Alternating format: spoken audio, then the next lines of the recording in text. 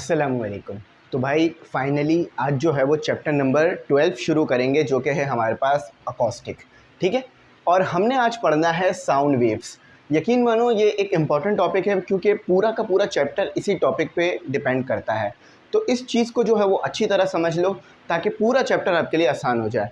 चलो सबसे पहले पढ़ते हैं कि साउंड वेव होती क्या है। एक बात मैं आप लोगों के दिमाग में क्लियर कर दूं कि साउंड वेव जो है ना, एक फॉर्म ऑफ एनर्जी है। ये हमेशा याद रखना, sound is a form of energy. क्यों? देखो, जब भी आप कभी स्पीकर के करीब चले जाते हो तो आपको क्या होता है, सर में दर्द होना शुरू हो जाता है, आप बेचैन हो जाते हो कि किसी तरह से दूर जाऊं। बड़ा अगर स्पीकर लगा हुआ है, आप उसके करीब चले जाओ तो आप बेचैन हो जाते हो। क्यों? क्योंकि एक साउंड एनर्जी जो कि आपके कान में जा रही होती है, आपको आ रही होती है, जिसकी वजह से आपको मुश्किल हो जाती है। अगर आप ज़्यादा देर वहाँ पे रहोगे तो तबीयत भी ख़राब हो सकती है। ठीक है, तो इसीलिए यहाँ पे लिख लो। तो जब भी कहते हैं ना, अगर कोई बीमार है तो ज़्यादा तेज़ आवाज़ में साउंड ना चलाया जाए, यानी गाने ना चलाए जाएँ, ताकि ऐसा ना हो कि बीमार आदमी परेशान हो रहा हो। ठीक है, तो यहाँ लिख लो, बहुत इंपॉर्टेंट बात है। Sound is a form of ENERG energy. ठीक है, चलो अब इसको शुरू करते हैं। अब साउंड वेव होती कौन सी वेव है? देखो, साउंड वेव को बिल्कुल अलग रखो, मैकेनिकल इलेक्ट्रोमैग्नेटिक वेव से बिल्कुल भी नहीं मिलाना, ये बिल्कुल एक अलग चीज़ है। ठीक है, अच्छा, साउंड वेव आपके पास एक लॉन्गिट्यूडनल वेव है और मैकेनिकल वेव भी है। देखो, लॉन्गिट्यूडनल और मैकेनिकल दोनों एक ही चीज़ है, मतलब ये साउंड वेव में एक ही चीज़ होगी। अब एक ही चीज़ होने से क्या मुराद है? देखो, साउंड वेव मैकेनिकल वेव भी है और लॉन्गिट्यूडनल वेव भी है। मैकेनिकल वेव वो वेव होती है जिसको अगर आपने पैदा करना है तो मीडियम चाहिए होता है। फॉर एग्जांपल, अगर आपको बिरयानी बनानी है तो चावल तो चाहिए, आटे से नहीं बिरयानी बना सकते, है ना। इसी तरह से अगर साउंड पैदा करना है तो मीडियम चाहिए। अब मीडियम क्या होता है? यानी एयर या कोई जो है वो आपने मटेरियल चाहिए होगा जिसके अंदर ये पैदा होगी। अभी आओ ज़रा मैं इसे और डिटेल में समझाता हूँ। ठीक है, तो यहाँ पर सबसे पहले डेफिनेशन देख लो कि साउंड वेव है क्या। साउंड वेव या साउंड इज़ अ लॉन्गिट्यूडनल और मैकेनिकल वेव। अब लॉन्गिट्यूडनल वेव और मैकेनिकल वेव देखो। लॉन्गिट्यूडनल वेव एक ऐसी वेव होती है जिसमें कंप्रेशन और रेरिफेक्शन होता है। अब इधर आओ ज़रा। फॉर एग्जांपल कंसीडर करो ये आपके पास एक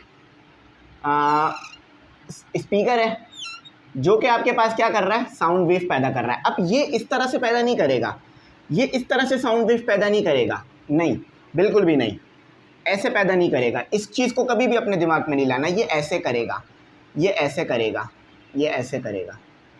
ठीक है, ये ऐसे करेगा। अब ये क्या चक्कर है, ये ज़रा देखो। इसी चीज़ को आप कहते हो लॉन्गिट्यूडनल वेव। यही आपके पास लॉन्गिट्यूडनल वेव है। अब इस लॉन्गिट्यूडनल वेव के अंदर कुछ रीजन्स नज़र आ रहे होंगे आपको कहीं पर। मैं अभी इसको कंप्लीट करता हूँ, फिर आपको जो है मैं समझा देता हूँ कि ये कैसे नज़र आएगी आपको। ये देखो ऐसे। अच्छा, कहीं पर एक ये वाला एरिया देखो, यहाँ पर जो मॉलिक्यूल्स हैं या जो पार्टिकल्स हैं, मॉलिक्यूल्स नहीं पार्टिकल्स, ठीक है, मॉलिक्यूल्स नहीं है, ये पार्टिकल्स हैं। अक्सर बच्चे समझ रहे होते हैं ये मॉलिक्यूल्स हैं, ये मॉलिक्यूल्स नहीं है, ये पार्टिकल्स हैं। हाँ, पार्टिकल बना बिल्कुल मॉलिक्यूल या एटम से मिलकर होगा, लेकिन ये पार्टिकल हैं, ये बड़े होते हैं। अगर आप इन्हें देखना चाहो ना तो आप कैसे देख सकते हो, अगर मिट्टी उड़ रही होती है और उस पर सूरज की रोशनी पड़ती है तो आपको वो पार्टिकल्स नज़र आते हैं ना, ये वही चीज़ होती है। ठीक है, अच्छा देखो, कहीं कहीं पर आपको क्या होगा कि पार्टिकल्स के अंदर डिस्टेंस ज़्यादा देखने के लिए मिलेगा। जैसे देखो, इस एरिया में डिस्टेंस कम है, इस एरिया में डिस्टेंस कम है, और इस एरिया को देखो, इसमें डिस्टेंस ज़्यादा है। तो जहाँ पर डिस्टेंस कम होगा उसको आप बोलोगे कंप्रेशन। कंप्रेशन का मतलब क्या है? दबाव, यानी यहाँ पर दबाव आ गया है, पार्टिकल्स एक दूसरे के करीब करीब है। अब होता क्या है, सुनो, साउंड वेव पैदा कैसे होती है। आप अक्सर ऐसे बना हुआ देखते हो, है ना। अब ये स्पीकर है, स्पीकर को आपने चलाया, यानी कोई भी अच्छा सा, वैसे गाने नहीं सुनने चाहिए, ठीक है, अच्छा सा तो नहीं बोलेंगे, कोई भी आपने गाना बजाया। अब जैसे ही आप गाना बजाओगे ना, गाना बजाने से क्या होगा, गाना बजाने की वजह से जो पार्टिकल्स होंगे स्पीकर के करीब करीब वो डिस्टर्ब हो जाएंगे। वो क्या होंगे? डिस्टर्ब होंगे और एक अरेंजमेंट में आ जाएंगे। अरेंजमेंट किस तरह की होगी कि कहीं पर पार्टिकल बहुत करीब करीब हो जाएंगे और थोड़ी देर बाद पार्टिकल्स दूर दूर हो जाएंगे। तो जहाँ पर पार्टिकल दूर दूर होंगे इसे बोलेंगे हम रेरीफैक्शन, ठीक है। और जहाँ पर पार्टिकल एक दूसरे के बहुत करीब करीब होंगे उसे हम बोलेंगे कॉम्प्रेशन। तो इस चीज़ को आपने जो है वो अपने दिमाग में अच्छी तरह रखना है। अच्छा, अब देखो ये कंप्रेशन, ये रेरीफैक्शन का मिड पॉइंट ले लो और ये यहाँ से मिड पॉइंट ले लो। तो दो कंप्रेशन के दरमियान का डिस्टेंस कॉन्जिक्यूटिव, यानी दो रेरीफैक्शन के दरमियान का डिस्टेंस ये वेवलेंथ होगा। वेवलेंथ मतलब कंजिक्यूटिव का वर्ड भी इस्तेमाल करना। कंजिक्यूटिव का मतलब है एक के बाद जो दूसरा आपके पास रेरीफैक्शन आ रहा होगा ना, जैसे देखो ये रेरीफैक्शन वाला एरिया आ गया और ये एक और रेरीफैक्शन वाला एरिया आ गया, इन दोनों के दरमियान का डिस्टेंस आपके पास क्या है? वेवलेंथ है, ठीक है। क्या है ये? आपकी वेवलेंथ हो गई, ठीक है। तो आई होप ये आपको अच्छी तरीके से जो है वो समझ में आ गया होगा। तो इसको जो है वो वेवलेंथ कहेंगे हम, ठीक है। अच्छा, अब ये वेवलेंथ आप इधर भी देख सकते हो, कंप्रेशन की जगह पे भी देख सकते हो कि ये यहाँ से लेकर यहाँ तक दो कंप्रेशन के दरमियान का डिस्टेंस वेवलेंथ है। या स्टार्टिंग पॉइंट ऑफ रेरीफैक्शन और एंडिंग पॉइंट ऑफ कंप्रेशन, इनके दरमियान के डिस्टेंस को भी वेवलेंथ पढ़ा जा रहा होता है, ठीक है। इस चीज़ को रखना दिमाग में। अब आप साउंड कैसे कैसे पैदा कर सकते हो? देखो अभी तो मैं भी साउंड पैदा कर रहा हूँ। फॉर एग्जांपल मैं बोल रहा हूँ तो जो मॉलिक्यूल्स मेरे इर्द गिर्द मौजूद हैं, यानी जो पार्टिकल्स मेरे इर्द गिर्द मौजूद हैं वो डिस्टर्ब हो रहे हैं और आवाज़ माइक में जा रही है, फिर वो इलेक्ट्रॉनिक तरीके से फिर जब आप सुनोगे अपने मोबाइल में तो वो स्पीकर उस आवाज़ को दोबारा साउंड वेव में कन्वर्ट कर देगा, उस इलेक्ट्रॉनिक सिग्नल को दोबारा क्या कर देगा? अपना आवाज़ में कन्वर्ट कर देगा। देखो आप डायरेक्ट मेरी साउंड ऐसे नहीं सुन पा रहे हो, मेरी साउंड लाइव नहीं है। लाइव से क्या मुराद है? ऐसा नहीं है कि मैं यहाँ पे बोल रहा हूँ आप वहाँ पे सुन रहे हो, नहीं, मैं माइक में बोल रहा हूँ तो माइक में मेरा जो साउंड है वो डिजिटल में कन्वर्ट हो रहा है, डिजिटल से ये मोबाइल में जा रहा है, मोबाइल से फिर ये यूट्यूब पे जाएगा, यूट्यूब फिर इसको जो है वो आपको देगा, फिर आपका जो मोबाइल है इस साउंड को क्या करेगा? दोबारा प्रोड्यूस करेगा स्पीकर के ज़रिए से और आपको सुनाई देगी। या हैंड फ्री लगी होगी तो हैंड फ्री में सुनाई देगी, अगर आप हैंड फ्री खोल के देखो तो स्पीकर नज़र आएगा, ठीक है। तो बात समझ में आ गई ना, हो क्या रहा है?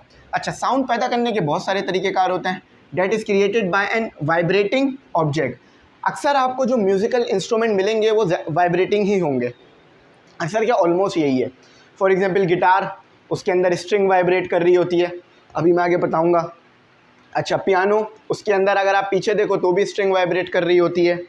अच्छा, उसके अलावा आपके पास जो है वो मुझे वैसे ज़्यादा इंस्ट्रूमेंट का तो नहीं पता, बहुत सारे इंस्ट्रूमेंट होते हैं। इसके अलावा आपके पास जो है वो स्पीकर हो गया, स्पीकर भी यही करता है, वाइब्रेट कराता है, जिसकी वजह से ये पैदा हो रही होती है आपके पास, ठीक है। एक फ्रीक्वेंसी पे वाइब्रेट हो रहे होते हैं।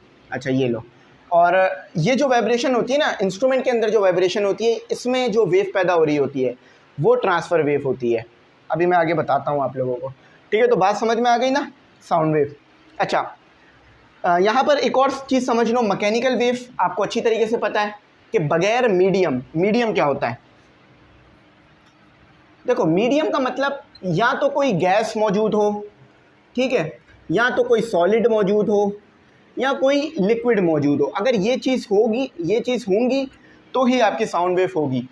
अब आप जो है वो स्पेस में चले जाओ तो वहाँ पर ना गैस है, ना कोई सॉलिड है, ना कोई लिक्विड है, तो वहाँ पर आपको साउंड वेव नहीं मिलेगी। फॉर एग्जांपल अगर मैं यहाँ पर बोल रहा हूँ और आप मेरे सामने खड़े हो तो भी आपको साउंड सुनाई नहीं देगा, ठीक है। चलो, ये हो गया। अब आखिरी में कुछ चीज़ें पढ़ते हैं फिर ख़त्म करते हैं। Sound can not exist in a vacuum, ये बात मैंने बता दी। There is no medium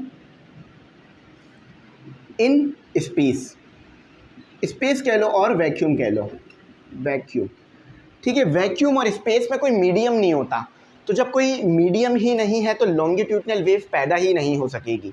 longitudinal wave का वो ही ख़त्म हो जाएगा, कॉन्सेप्ट ही ख़त्म हो जाएगा, मतलब वहाँ पर नहीं होगा। अच्छा, sound can not exist in a vacuum, ये आपको समझ में आ गया। और इसकी बेसिक वजह यही होती है, कोई भी साउंड आपको वहाँ नहीं सुनाई देगा। ऐसा नहीं है कि गिटार का साउंड नहीं सुनाई दे रहा, बहुत हाई फ्रीक्वेंसी वाला साउंड भी जनरेट करोगे ना तो भी सुनाई नहीं देगा। अच्छा, ये चीज़ तो हो गई। अब आ जाते हैं, आखिरी चीज़ पढ़ते हैं, फ्रीक्वेंसी ऑफ साउंड वेव्स। अच्छा, साउंड वेव की फ्रीक्वेंसी आपके पास जो है वो मुख्तलिफ होती है, इसकी भी एक रेंज होती है फ्रीक्वेंसी की, लेकिन एक ख़ास रेंज होती है जो कि हम सुन सकते हैं।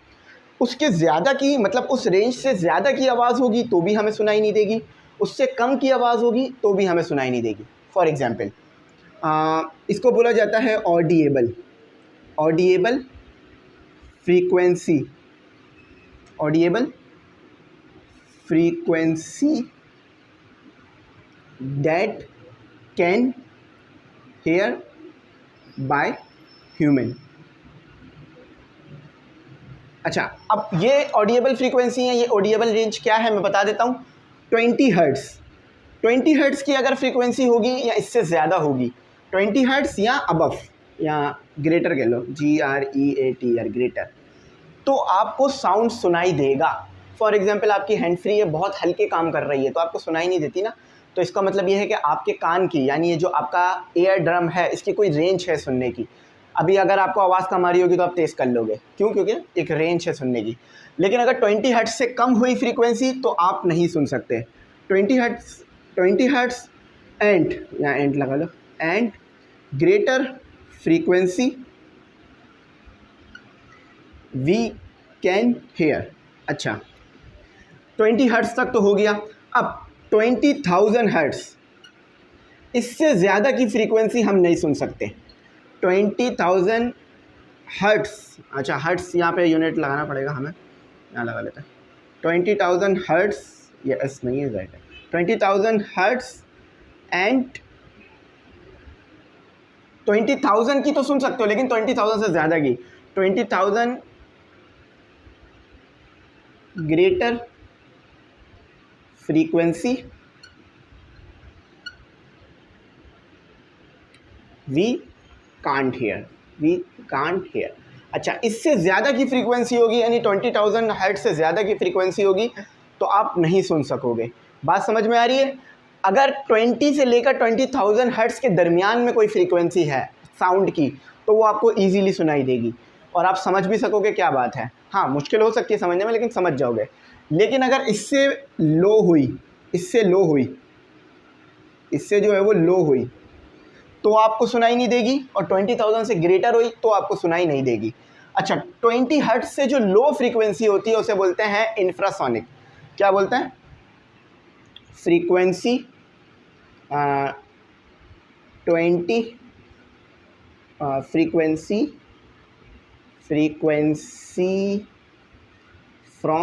Frequency lower from 20 hertz is called infrasonic. Infrasonic, ठीक है, इंफ्रासोनिक फ्रीक्वेंसी, यानी इस इंफ्रासोनिक यानी 20 हर्ट्ज से नीचे की तो आपको सुनाई नहीं देगी। अच्छा, 20,000 से ज़्यादा की फ्रीक्वेंसी होगी तो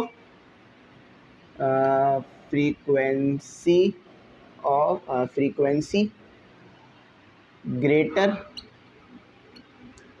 फ्रॉम, ग्रेटर देन या ग्रेटर फ्रॉम कर लो, ग्रेटर देन ज़्यादा ठीक रहेगा, ठीक है, ग्रेटर देन, क्योंकि कंपेरिजन हो रहा है ना। Greater than 20,000 hertz is called, क्या कहा जाता है इसे? अल्ट्रासोनिक।